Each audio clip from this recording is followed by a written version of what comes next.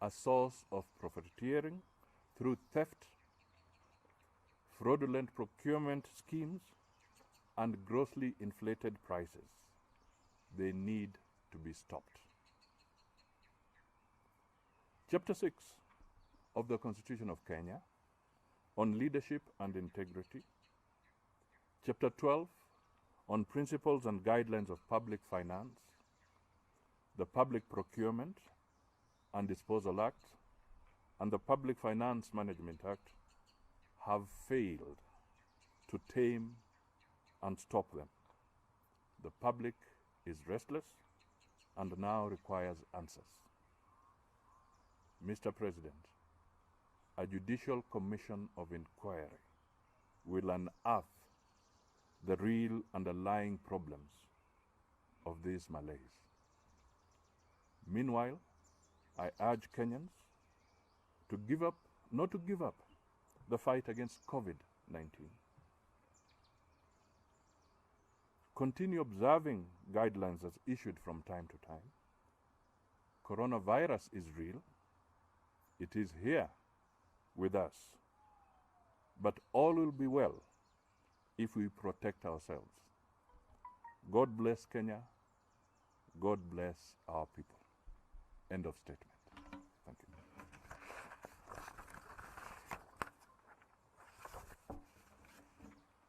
Okay. No question? No questions are there. Okay. What now? You're proposing a judicial process and all this. But now what happens between the relationship between the president and the judiciary, because it has not been very well. It has also been noted.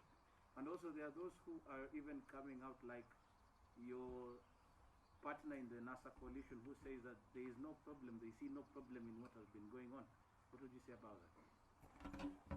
I don't think the appointment of a judicial commission of inquiry has anything to do with any standoff that may exist around the judiciary, because there are several judges and a judicial commission of inquiry which falls within the domain of the president can be put together, and he can appoint, whether it is a 3-man bench or whether it is a 2-judge bench, it's up to him.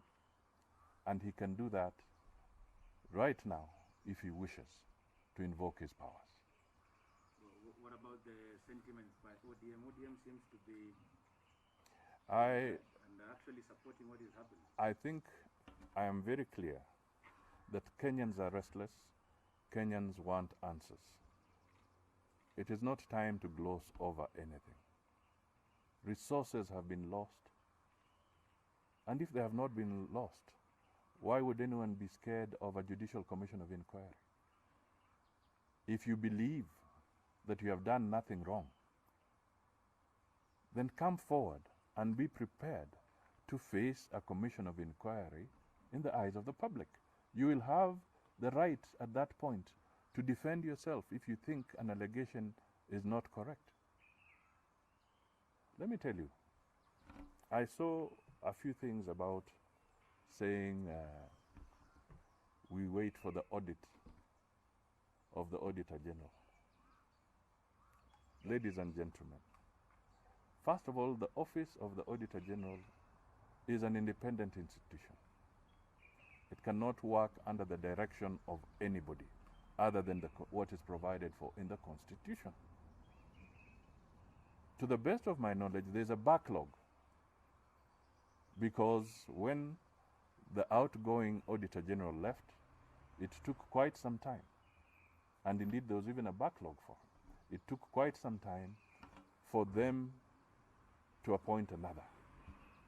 And by the time this one gets to moving, they will start with where the backlog is. So that was a very cheeky way of saying that let the Auditor General do the audit first. But if they have a backlog of 2016 or 2017, 2018, that is where they will start.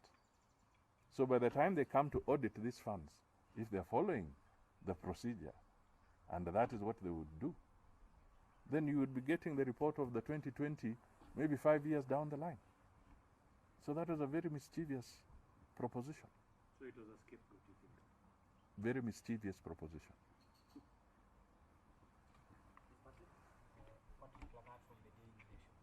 Our record of implementation of the Commission of Inquiry in the country has not been very good. We have Commission of Inquiry reports that are gathering dust in Parliament in the President's office. What gives you the confidence that this will? Times have changed.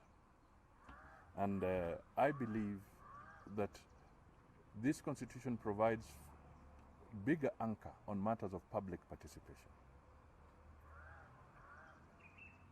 And this would give even you, as members of the media, an opportunity to follow the proceedings and what is going on. And it will also give courage to those who may have information but do not know how to bring it forward. Through a commission of inquiry, we will get to understand why is there always a problem in the health sector. Don't start on the negative. Start on the positive. Isn't this an opportunity for Kenyans to come to the bottom of this?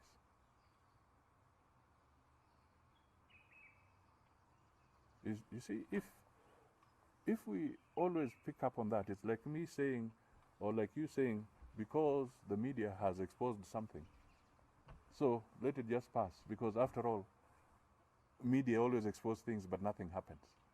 I don't think that's a positive way to go if you want to start resolving issues. Times have changed. I was looking at numbers. The Kenyans born after Sabasaba are 34 million in this country. That is, out of a population of 48 million, these people are 72%. They want answers.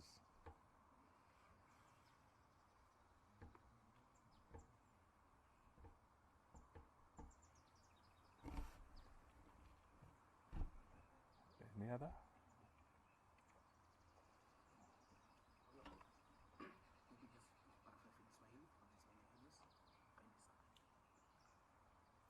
Asante. Kwa kifupi, nimesimama hapa kujiunga na Wakenya wengine ambao wameshtumu wizi wa pesa za umma katika Wizara ya Afya, na haswa katika ile parastatal ambayo inahusika na hali ya kununua dawa kwa niaba ya Wakenya, yani KEMSA. Wakenya wamekerwa sana, watu wamekufa, wanazidi kukufa. COVID imegonga maisha yetu kwa njia ya ajabu,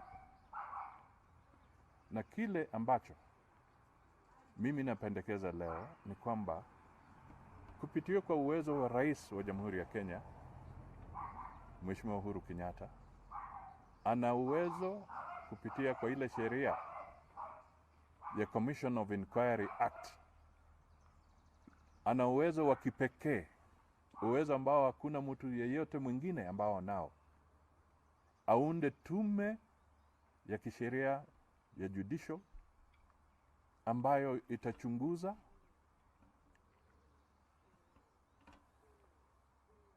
wale ambao wamehusika na ufisadi katika Wizara ya Afya, na watoe mapendekezo bila wasiwasi, bila kutishwa, ili tujue ni kina nani wamehadaa wa Kenya.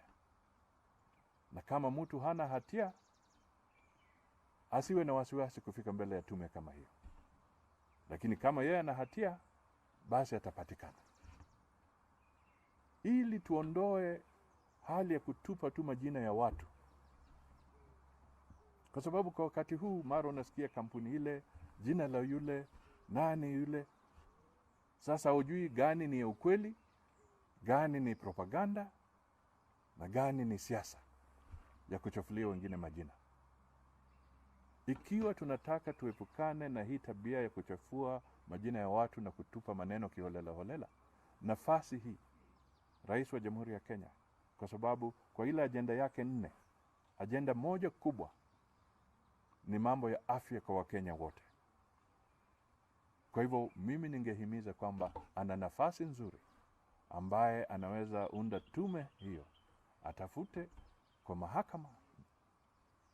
Kuna majaji, yeye ndio atateua wale ambao wanaweza simamia upelelezi kama huu, ili tulete kikomo kwa wizi katika wizara ya health. Na ninasema hivyo nikijua kwamba kuna DCI, kuna EACC, lakini ukiunda tume, hawa wana immunity kwa kisheria. Lakini tukiwachilia tu wale wengine, pia tunajua wana shida. Tume ya kupigana na ufisadi, DCI, wana kesi chungu nzima. Kuna zile makesi walianzisha kama za Aror Dam, Kimwarer, na kesi zingine nyingi. Wana jukumu kubwa sana, kazi ni nyingi. Kwa hivyo itabidi pia rais atafute mbinu zingine. Na akisema hakitaka na atoe uamuzi kama huu, anaweza pea hiyo Commission of Inquiry miezi 6 kumaliza kila kitu. Na mpatie report. Na yeye mwenyewe sasa atajua vile ataendelea na hiyo report. Lakini tukisema tu tutegemea upelelezi wa kawaida, ndugu na dada, wengine mtangoja miaka 5, miaka 6. Wengine hatujui ya Mungu ni nini. Wengine labda hamutakuwa hai wakati hiyo ripoti inatoka, tukifuata ule mtindo wa kawaida. Na tusipopigana na ufisadi ili watu waone kwamba it is now an expensive affair kucheza na ufisadi, tutazidi kuona watu, badala ya watu kuogopa, ndio wanapata mori zaidi ya kuendelea na ufisadi. Kwa sababu wanaona mimi naweza chezea wa Kenya, sitashikwa, sitaulizwa. Baada ya miaka 7, hiyo mambo inapotea na mwingine anaendelea. There must be a cut-off point kama wa Kenya. Na mimi ombi langu ni kwa Rais wa Jamhuri ya Kenya kwamba hii ni nafasi yake. Na hakuna mwingine ambaye ana uwezo kwa kisheria, kwa katiba, bali ni yeye ndio anaweza